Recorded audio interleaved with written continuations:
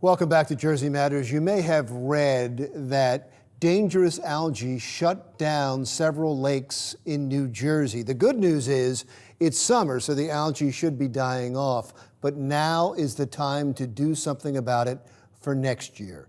Here to talk about that is Fred Lubnow, Director of Aquatic Programs at Princeton Hydro. Thank you so much for being here. The algae, how dangerous is it?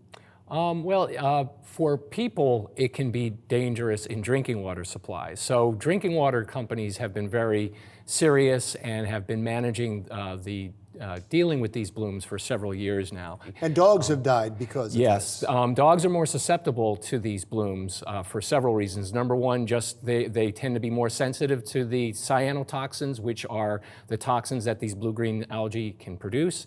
And also, when they're in the water, they'll drink the water, they'll lick their fur when they come out. So there have been a number of dog deaths in New Jersey, New York, and Pennsylvania associated with these harmful algae blooms. You say it's been the last several years, but I'm hearing about it now more than at any time that I remember growing up. Yeah, I mean, these cyanotoxins and these harmful algal blooms, they've been known for decades. But really what triggered a national concern was some pretty large blooms in western Lake Erie in 2014. That shut down municipal drinking water supplies for over 500,000 people. So since then, EPA has been taking this very seriously, and that concern was then transferred to the state agencies like DEP, New Jersey DEP. So New Jersey DEP instituted a monitoring program in late 2017. They did start monitoring last year, but last year was actually a cooler and wetter year, so the blooms didn't form those nasty nearshore surface scums that we saw this year, which was drier and hotter. So next year, you're thinking about that now, yes, because the algae's dying off. Has it died off, or is it in the process? It's in the process of dying off. And actually what we've been seeing too, so I've been a consultant since the early 90s. 20 years ago, you would see the algae blooms die off pretty quickly in September as soon as water temperatures cool down. We've seen some of these blooms, though, persist into October or even early November because we've had some warmer falls. Now, again, last year was a cooler, wetter year, so we'll have to see what's going on right now. I know some of the sampling we've done over the last few weeks, the numbers are coming down. So these harmful algae do like high water temperatures, so they should be dying off as we go into fall. Is there something we can do now or over the next few months to prevent this from being as severe next year? Yeah, and so we've been working with a number of lake communities, including Lake Apacon, Greenwood Lake, Deal Lake, a number of the private lake communities on developing and implementing these, they're called watershed implementation plans, to really focus on reducing the nutrients that go into the lake and stimulate the blooms. To have these blooms really manifest, you need three things. You need high water temperatures, still water conditions, and elevated phosphorus concentrations. And of those three parameters, the one that we can really have control over is reducing the nutrient load. So we're in the process of updating many of these management plans and having projects in place, so when we go into spring of next year, we'll be more proactive. We'll be able to stay on top of these blooms and minimize their growth. How does an abundance of phosphorus appear in a lake? So a lot of the phosphorus is coming into the lake from the watershed, and the watershed is all the land that drains directly into a lake. The phosphorus can be stuck onto soil particles, so anytime you have eroded stream banks or shorelines, that dirt, when it settles into the lake, that's phosphorus that can stimulate algae growth. Also fertilizers. It's one of the reasons why the state of New Jersey has banned the use of lawn phosphorus fertilizers. Also pet waste, geese are a big source, and septic systems can be a source of phosphorus as well. How do you keep all that out?